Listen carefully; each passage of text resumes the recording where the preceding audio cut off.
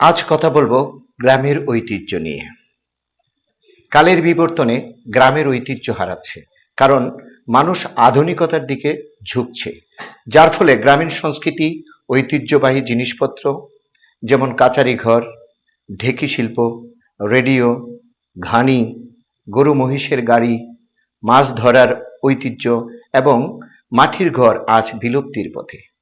হারিয়ে যাওয়া ঐতিহ্যের কয়েকটি উদাহরণ নিয়ে কথা বলি আমরা। কাছারি ঘর একসময় গ্রামীণ জনপদের গুরুত্বপূর্ণ অংশ ছিল। কাছারি ঘর, যা এখন বাঙালি সংস্কৃতি থেকে হারিয়ে গেছে। চাল ও আটা প্রস্তুত করার জন্য প্রধান মাধ্যম ছিল ঢেকি, যা এখন প্রায় বিলুপ্তির পথে। রেডিও একসময় শহর ও গ্রামের মানুষের খুবই জনপ্রিয় ছিল, কিন্তু এখন আধুনিকতার ছোঁয়ায় এর ব্যবহার নাই বললেই চলে।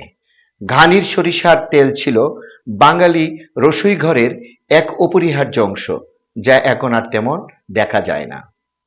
গরু মহিষের গাড়ি ১.৫-২ শতক আগেও বিয়ের যাত্রায় গরু মহিষের গাড়ি ব্যবহার হতো, কিন্তু এখন সেই ঐতিহ্য বিলুপ্তির পথে। গ্রাম বাংলার বড়শি দিয়ে মাছ ধরার ঐতিহ্য আজ চায়না দুয়ারি ও কারেন্ট জালের কারণে হারিয়ে যাচ্ছে।